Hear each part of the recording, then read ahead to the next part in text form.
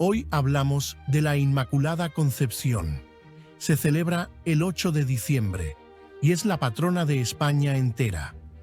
La Inmaculada Concepción de María, conocida también como la Purísima Concepción, es un dogma de la Iglesia Católica proclamado en 1854 que sostiene que la Virgen María estuvo libre del pecado original desde el primer momento de su concepción por los méritos de su Hijo Jesucristo, recogiendo de esta manera el sentir de 2000 años de tradición cristiana al respecto. Es uno de los 4 dogmas marianos de la Iglesia Católica. Debatido por teólogos medievales, no fue reconocido como dogma sino hasta 1854 por el Papa Pío IX en la bula papal Ineffabilis Deus. Si bien el dogma mariano de la Inmaculada Concepción afirma la libertad de María del pecado original, el Concilio de Trento ya había afirmado previamente que era libre de pecado. No debe confundirse este dogma con la doctrina del nacimiento virginal de Jesús, que sostiene que Jesús fue concebido sin intervención de varón, mientras que María permaneció virgen antes, durante y después del parto. Al desarrollar la doctrina de la Inmaculada Concepción, la Iglesia Católica contempla la posición especial de María por ser Madre de Cristo y sostiene que Dios, en previsión del nacimiento de su Hijo, preservó a María, desde el momento de su concepción, de toda mancha o efecto del pecado original, heredado por todos los hombres desde Adán y Eva. La doctrina reafirma con la expresión «llena de gracia», contenida en el saludo del Arcángel Gabriel y recogida en la oración del Ave María, este aspecto de ser libre de pecado por la gracia de Dios. Incluso más ampliamente que el dogma y fuera de él, la Iglesia enseña no solo que la Virgen fue concebida sin pecado original, sino también que permaneció durante toda su vida libre de toda mancha de pecado, incluso venial. La Inmaculada Concepción se convirtió en un tema popular en la literatura, pero su naturaleza abstracta hizo que tardara en aparecer como tema en las obras de arte. La iconografía de Nuestra Señora de la Inmaculada Concepción muestra a María de pie, con los brazos extendidos o las manos juntas en oración. La festividad de la Inmaculada Concepción se celebra el 8 de diciembre. Muchas iglesias protestantes rechazan la doctrina de la Inmaculada Concepción por considerarla contraria a las Escrituras, aunque algunos anglicanos la aceptan como una devoción piadosa. Las opiniones sobre la Inmaculada Concepción en la ortodoxia oriental están divididas. Shenouda III, Papa de la Iglesia Ortodoxa Copta, y el patriarca Ignacio Zaqueo, primero de la Iglesia Ortodoxa Siríaca, se opusieron a la doctrina, mientras que la Iglesia Ortodoxa de Etiopía y la Iglesia Ortodoxa de Eritrea la aceptan. La definición del dogma, contenida en la bula Ineffabilis Deus del 8 de diciembre de 1854, promulgada por el Papa Pío IX, dice lo siguiente: para honra de la Santísima Trinidad, para la alegría de la Iglesia Católica, con la autoridad de nuestro Señor Jesucristo, con la de los santos apóstoles Pedro y Pablo, y con la nuestra, declaramos, afirmamos y definimos que ha sido revelada por Dios, y de consiguiente, que debe ser creída firme y constantemente por todos los fieles, la doctrina que sostiene que la Santísima Virgen María fue preservada inmune de toda mancha de culpa original en el primer instante de su concepción, por singular gracia y privilegio de Dios omnipotente, en atención a los méritos de Jesucristo, Salvador del género humano. Por lo cual, si alguno tuviere la temeridad, lo cual Dios no permita, de dudar en su corazón lo que por nos ha sido definido, sepa y entienda que su propio juicio lo condena, que su fe ha naufragado y que ha caído de la unidad de la Iglesia, y que si además osaren manifestar de palabra o por escrito o de otra cualquiera manera externa lo que sintieren en su corazón, por lo mismo quedan sujetos a las penas establecidas por el derecho. Solo esta definición dogmática podrá restablecer el sentido de las verdades cristianas y retraer las inteligencias de las sendas del naturalismo en las que se pierden. El historiador Francesco Guglietta, experto en la vida de Pío IX, señala que el tema del naturalismo, que despreciaba toda verdad sobrenatural, podría considerarse como la cuestión de fondo que impulsó al Papa a la proclamación del dogma. La afirmación de la concepción inmaculada de la Virgen ponía sólidas bases para afirmar y consolidar la certeza de la primacía de la gracia y de la obra de la providencia en la vida de los hombres. Guglietta señala que Pío IX, pese a su entusiasmo, acogió la idea de realizar una consulta con el episcopado mundial, que expresó su parecer positivo y llevó finalmente a la proclamación del dogma. Es dulce y piadoso creer que la infusión del alma de María se efectuó sin pecado original, de modo que en la mismísima infusión de su alma ella fue también purificada del pecado original y adornada con los dones de Dios, recibiendo un alma pura infundida por Dios. De modo que, desde el primer momento que ella comenzó a vivir, fue libre de todo pecado. Reina de los cielos es un título dado a la Virgen María, la Madre de Jesucristo, por una parte importante de los cristianos, sobre todo por la Iglesia Católica y también, en cierta medida, en la anglicana, algunas iglesias luteranas para los que el título es una consecuencia del Concilio de Éfeso, del siglo V, donde la Virgen María fue proclamada Madre de Dios. En los tiempos modernos, la Iglesia Católica también ha utilizado el título de Reina del Universo para María, reflejo de la comprensión científica moderna del espacio exterior. El Papa Benedicto XVI señaló que la aceptación de María de la voluntad divina es la razón última por la cual es Reina de los cielos, debido a su aceptación humilde e incondicional de la voluntad de Dios. Dios la exaltó por sobre todas las criaturas, y Cristo la coronó Reina del cielo y la tierra.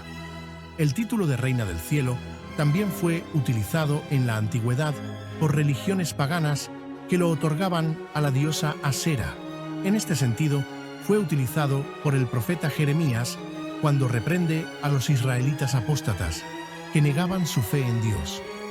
En las distintas confesiones cristianas, la representación de María como reina recibe una aceptación variable debido a las diferencias en la teología y la tradición en las distintas iglesias.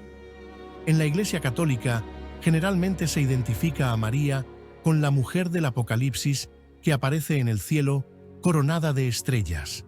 Una gran señal apareció en el cielo: una mujer vestida del sol, con la luna bajo sus pies y una corona de 12 estrellas sobre la cabeza, dio a luz a un hijo varón que gobernará todas las naciones. Reina de los cielos ha sido durante mucho tiempo una tradición católica, siendo incluido en las oraciones y la literatura devocional, mucho antes de que se instituyera la fiesta litúrgica en honor a la realeza de María por parte de la Iglesia. Durante siglos, los católicos, mientras recitaban las letanías lauretanas, han invocado a María como Reina de los cielos. La Inmaculada Concepción de la Santísima Virgen María tiene un llamado para nosotros. Nos llama a la purificación.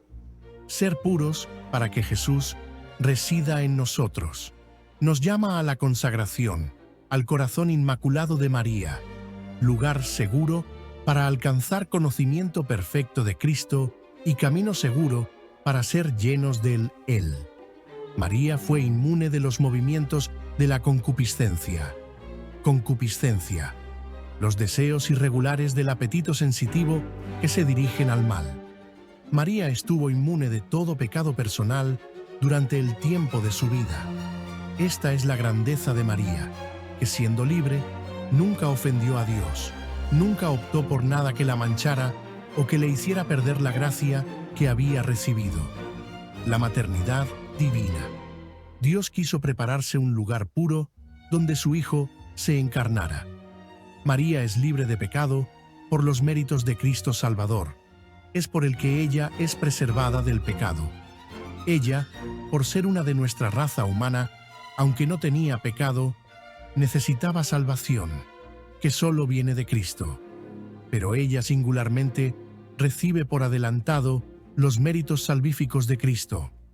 La causa de este don, el poder y omnipotencia de Dios. Los padres se referían a la Virgen María como la segunda Eva, pues ella desató el nudo causado por la primera Eva. El ángel Gabriel, enviado por Dios, le dice a la Santísima Virgen María: alégrate, llena de gracia, el Señor está contigo. Las palabras en español, llena de gracia, no hace justicia al texto griego original y significa una singular abundancia de gracia, un estado sobrenatural del alma en unión con Dios. El primer pasaje que contiene la promesa de la redención menciona a la Madre del Redentor. Es el llamado Protoevangelium, donde Dios declara la enemistad entre la serpiente y la mujer. Cristo, la semilla de la mujer, aplastará la cabeza de la serpiente. Ella será exaltada a la gracia santificante que el hombre había perdido por el pecado. Solo el hecho de que María se mantuvo en estado de gracia puede explicar que continúe la enemistad entre ella y la serpiente. El Protoevangelium, por lo tanto, contiene una promesa directa de que vendrá un Redentor. Junto a él se manifestará su obra maestra, la preservación perfecta de todo pecado de su madre virginal. La Biblia no menciona explícitamente el dogma de la Inmaculada Concepción, como tampoco menciona explícitamente muchas otras doctrinas que la Iglesia recibió de los apóstoles. La palabra Trinidad, por ejemplo, no aparece en la Biblia, pero la Inmaculada Concepción se deduce de la Biblia cuando ésta se interpreta correctamente a la luz de la tradición apostólica. La concepción es el momento en el cual Dios crea el alma y la infunde en la materia orgánica procedente de los padres. La concepción es el momento en que comienza la vida humana. María quedó preservada de toda carencia de gracia santificante desde que fue concebida en el vientre de su madre, Santa Ana. Es decir, María es la llena de gracia desde su concepción. Cuando hablamos de la Inmaculada Concepción, no se trata de la concepción de Jesús, quien, claro está, también fue concebido sin pecado. Ave María Purísima. En España son estas las primeras palabras que desde hace siglos escucha el fiel cuando se arrodilla en el confesionario. Sin pecado concebida, responde el sacerdote. ¿Estas cortas frases son acaso un saludo piadoso y nada más? Number poseen un significado más profundo. Con seguridad, eran una señal con la que el penitente tanteaba la opinión del confesor.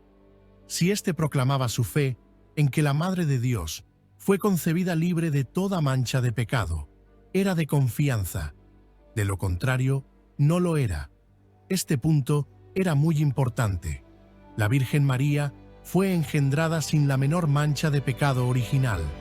A lo largo de todos los siglos, las páginas de la historia registran testimonios de numerosos santos, doctores y teólogos en defensa de esta verdad de fe. San Agustín se expresa como una llamarada. ¿Quién podrá decir, yo nací sin pecado? ¿Quién podrá gloriarse de ser puro de toda iniquidad, sino la Santa e Inmaculada Madre de Dios, preservada de toda corrupción y de toda mancha de pecado? No menos ardorosos son los santos posteriores, desde San Vicente Ferrer hasta San Alfonso de Ligorio, quien hizo el juramento solemne de dar su propia vida para defender el privilegio de la Inmaculada Concepción. Esta prerrogativa de la Virgen comenzó a ser conmemorada desde muy temprano en los actos litúrgicos de la Santa Iglesia.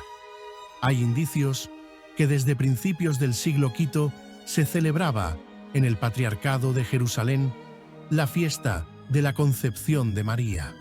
El Concilio de Letrán y el de Constantinopla dan una prueba elocuente de que la devoción a la Virgen concebida sin pecado era común en la cristiandad del VII siglo. El número de ciudades, países e instituciones universitarias, civiles y religiosas que celebraban oficialmente la fiesta de la Inmaculada creció tanto que en 1477 el Papa Sixto IV le dio aprobación oficial y la enriqueció con indulgencias semejantes a la fiesta del Santísimo Sacramento.